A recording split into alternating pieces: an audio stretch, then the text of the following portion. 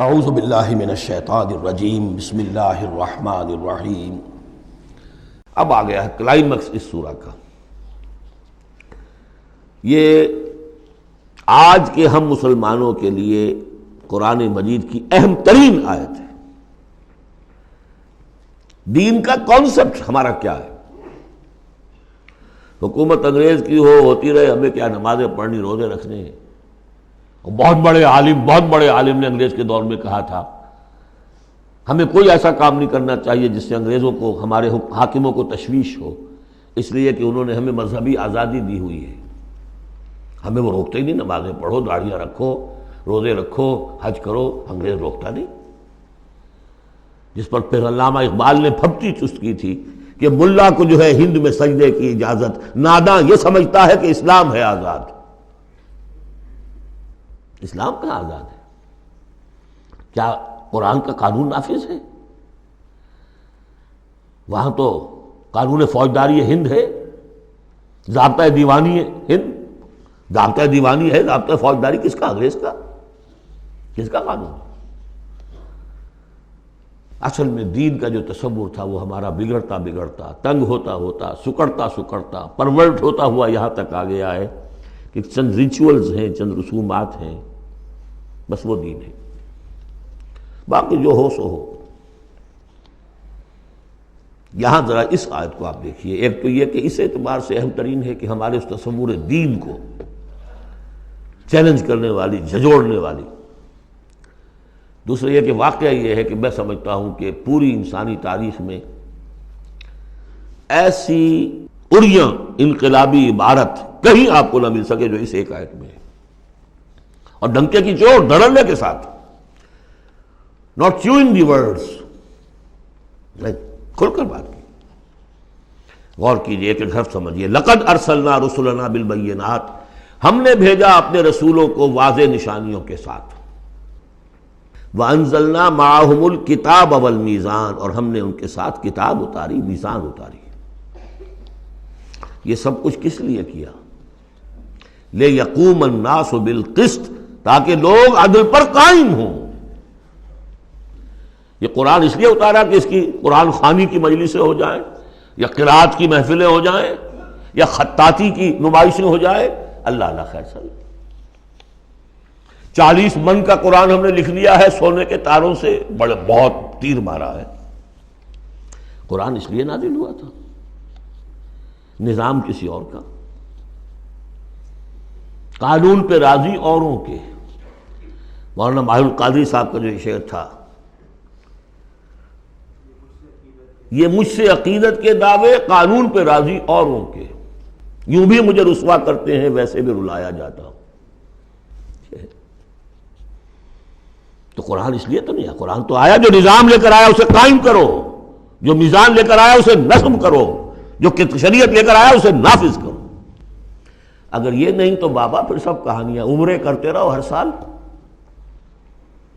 باقی سارا دھندا سودی کاروبار، دین جو ہے، بلڈنگیں بناؤ، عیش کرو، ہاں عمرہ کراؤ۔ گنگا نہا آیا جیسے ہندو پاک ہو گیا، ایسے عمرہ جو ہے کرائے پاک صاف ہو گیا۔ یہ ہے آپ کا دین، آج کا دین۔ غور کر لیجیے اس کو، نظام عدل و قسط۔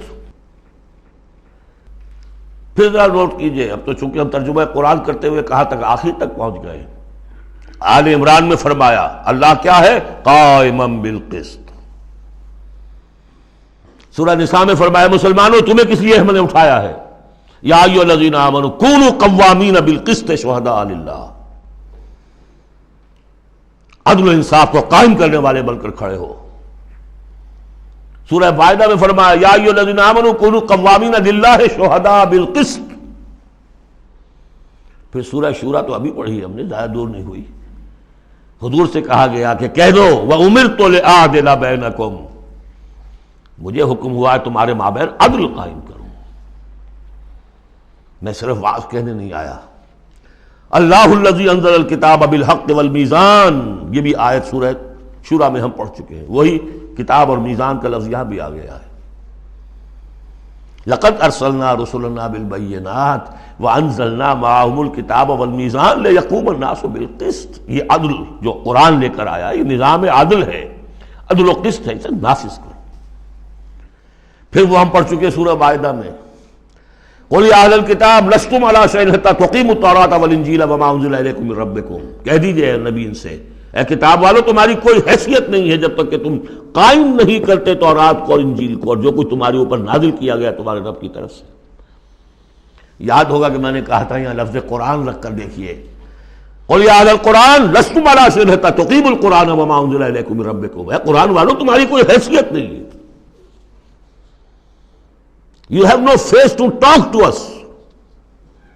ہم سے دعائیں مانگ رہے ہو، ہم تمہاری دعائیں تمہارے منہ پر دے کر مارتے ہیں. تم نے وہ قرآن نافذ کیا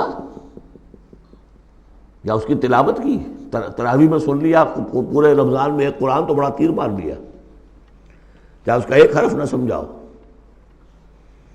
لقد ارسلنا رسلنا بالبینات وانزلنا معهم الکتاب والمیزان لیقوم الناس بالقسط.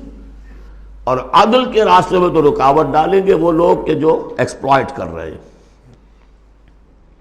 جاگیردار کبھی چاہے گا کہ جاگیریں ختم ہو جائیں، وہ تو ٹیکس دینے کو تیار نہیں. آپ کہتے ہیں جاگیرداری ختم ہو جائے. ہاں کوئی ہو سکتا ہے ایسا بھی جاگیردار شریف النفس، کوئی سرمایہ دار ایسا ہو سکتا ہے شریف النفس، لیکن شاذ ہوگا وہ، کوئی ہوگا، اکثر و بیشتر تو نہیں ہوں گے. ابو بکر بھی ایمان لے آئے تھے، اونچے طبقے سے تھے، عثمان بھی ایمان لے آئے تھے، اونچے طبقے سے تھے، اکثر و بیشتر تو نہیں.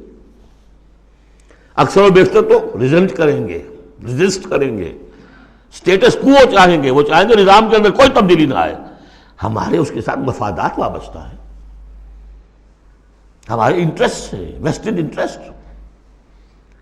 ہمیں ان سے پریویلیجز ملی ہوئی ہیں اس نظام سے. نظام بدلے گا تو ہم گئے. ایسے لوگوں کی سرکوبی کے لیے ہم نے لوہا بھی اتارا ہے. وَأَنزَلْنَا الْحَدِيدَ فِيهِ بَأْسٌ شَدِيدٌ. ہم نے لوہا بھی اتارا ہے. یہی ایک ہی آیت چل رہی ہے، دوسری آیت نہیں ہے یہ. اس لیے میں نے کہا تھا کہ اڑیاں ترین یہ عبارت ہے کہ انقلاب کے لیے کچھ سر کچلنے پڑتے ہیں، ورنہ نہیں انقلابات ہوئے. اور اس میں کوئی ریگریٹس نہیں ہے، اس میں کوئی معذرت نہیں ہے. جب یہ لوگ کہتے ہیں کہ وار فار پیس، اگر یہ کہتے ہیں کہ دنیا میں ہیومن رائٹس کے لیے ہم حملہ کر رہے ہیں، کیا مطلب ہے؟ تمہارا اپنے